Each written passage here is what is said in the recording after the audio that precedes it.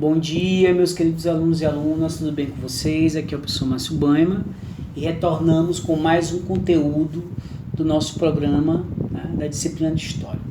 Como eu havia dito na aula passada, nós tínhamos estudado as civilizações do Oriente, né, da Antiguidade Oriental, destacando aí os seus legados, e já havia prometido que nessa aula nós falaríamos das civilizações do Ocidente.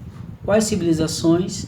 Civilização grega e civilização romana, né? Então vou trazer aqui para vocês um pequeno resumo dessas civilizações e também o legado dessas civilizações para a nossa sociedade, tá bom? Muito bem, vamos lá. No que diz respeito à Grécia, a civilização grega estabeleceu as bases da cultura e da política ocidentais, né? Quando eu falo política e cultura do Ocidente, eu me refiro a essa tradição que vai da Europa Ocidental para a América, né, para o Brasil, para essas regiões que não estão mais para o Oriente, né, estão mais para o Ocidente. E herdaram essa cultura e herdaram essa tradição, né? Claro que na maioria das civilizações de povos da atualidade, essa herança ela não é única, né? Tem uma contribuição de diversos povos, porém tem umas que predominam em relação às outras. Então, se tratando de Brasil, a tradição que nós herdamos com muita força é a chamada tradição ocidental. E isso se dá porque a gente observa os aspectos da nossa organização política, que são baseadas, né, no tipo de civilização que se constitui lá na antiguidade, no caso grego e romana, né, onde você vai ter democracia, república, e nós herdamos isso em termos de forma de governo. Na língua, na tradição da cultura escrita, né, na filosofia e tantos outros elementos que fazem parte do nosso dia a dia e que nos remetem a essas civilizações, né, que a gente vai chamar de civilizações da Antiguidade Ocidental. E a cultura que herdou é chamada de cultura do Ocidente, ou Ocidente, tá? Surgiu por volta de 2000 anos antes de Cristo e perdurou até o século II antes de Cristo. A população vivia em cidades-estados. Aí eu paro bem aqui para dizer, lembre desse conceito, nós trabalhamos esse conceito lá em Fenício, né? O que é uma cidade-estado? É uma cidade que ao mesmo tempo é estado, uma cidade autônoma, que tem organização própria, desenvolvimento próprio, tá? E no mundo grego você também vai observar essa configuração política, né? Assim como na antiga Fenícia, os povos gregos se organizavam em cidades-estados, não havia uma unidade, cada cidade ela era um poder autônomo, uma organização própria, né? E quais dessas cidades mais se destacaram? Cidade de Atenas e Esparta, né, que eram as mais importantes. Atenas se sobressaía pelo desenvolvimento cultural e econômico, enquanto que Esparta era uma potência militar. Os gregos criaram a democracia e acabaram dominados pelo romano, né? Então, uma das contribuições importantes, depois eu vou destacar, é o fato, né, da existência de uma forma de governo conhecida como democracia. A civilização grega ela teve um grande desenvolvimento, um apogeu, mas devido à sua divisão em termos de organização política, né, o poder ser fragmentado, isso fez com que os gregos durante muito tempo lutassem entre si, se enfraquecendo e dando margem para que outras civilizações a posteriori viessem dominar o seu território, né? Basicamente, onde é a Grécia hoje, no passado, né, era a Grécia, a civilização grega antiga, mas é claro que o povo grego de hoje não é o mesmo povo, né, que existia no passado, né?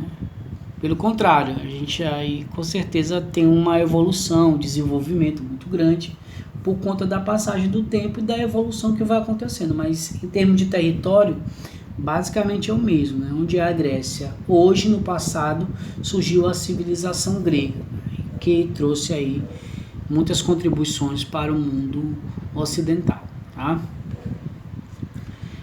Os romanos, um dos mais importantes impérios da história, dominou quase toda a região do mar Mediterrâneo. Inclusive os romanos eles rivalizaram com os fenícios, né, com os cartagineses para conquistar a hegemonia comercial do mar Mediterrâneo. Então os romanos foram uma civilização também expansionista, né, que em um dado momento, entraram em conflito com outros povos, né? Quais são as fases em que se divide a história dos romanos? Né? São 3 grandes períodos: o período monárquico, o período republicano e o período imperial. Veja que a divisão ela se baseia em critérios políticos, né? Roma já foi uma monarquia, né? Foi uma república e depois, no final do seu império, né, adotou aí esse modelo que a gente vai chamar de modelo imperial, né, com o imperador, tá?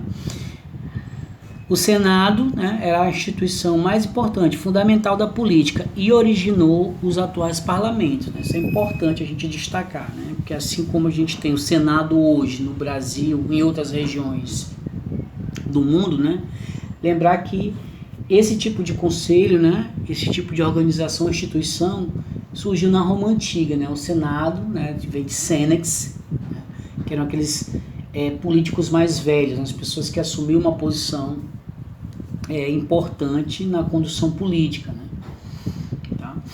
Com o fim das guerras de conquista, o número de escravos caiu, prejudicando a economia e a supremacia dos romanos. O que isso tem a ver com a discussão que nós estamos fazendo agora?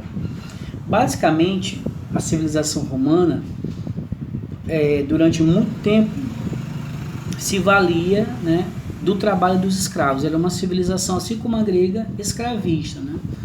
E os romanos, para conquistarem mais escravos e mais poder, eles dominavam outros territórios. Então, a economia escravista, ela estava diretamente relacionada à expansão dos romanos. Quando os romanos pararam de se expandir, porque os limites chegaram no seu máximo, né, a conquista e a captura de escravos também foi diminuindo, né? Depois de um tempo, as contradições desse sistema se fizeram presentes, o modelo escravista ele entra em decadência e os romanos passam a ser invadidos por outros povos, né? Dentre os quais os povos bárbaros, tá?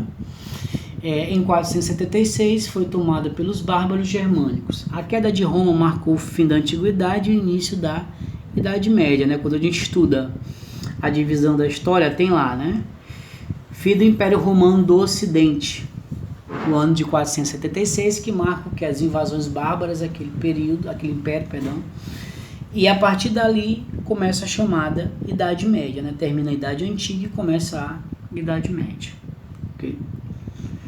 Veja a extensão do Império Romano, né? Um império que se destacou bastante, né?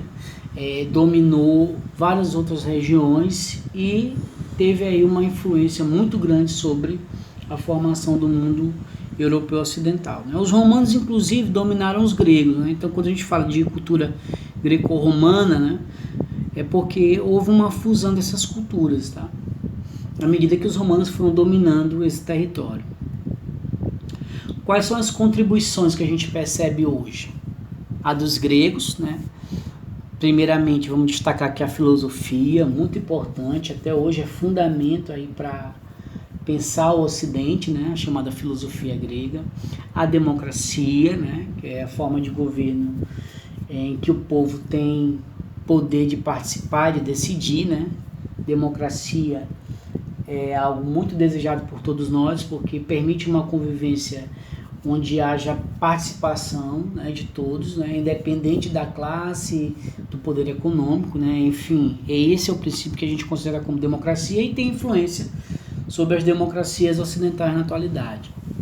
Nas artes plásticas, né, na arquitetura, o teatro, né, a tragédia e a comédia, 2 gêneros do teatro grego, e os Jogos Olímpicos, né, que até hoje acontecem, tá? São heranças importantes do mundo grego.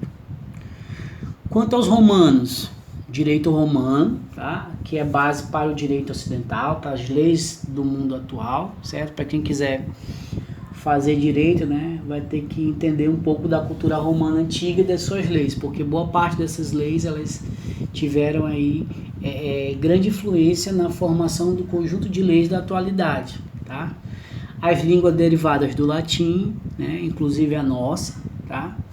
Que o latim é a língua dos romanos, mas que depois da invasão de outros povos, né, o latim original ele vai sendo misturado aí a outras formas de linguagem e dando origem aos idiomas nacionais que a gente conhece hoje, tá?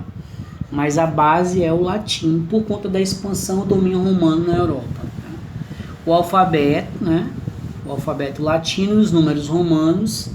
Os romanos também eram conhecidos pela sua engenharia e sua arquitetura e nas artes plásticas, né? Pinturas, afrescos, entre outros. Então a gente pode perceber que foram muitas as contribuições desses povos para nós, né? Que partilhamos da cultura ocidental, fazemos parte dessa cultura. Agora eu deixo aqui 2 atividades, né?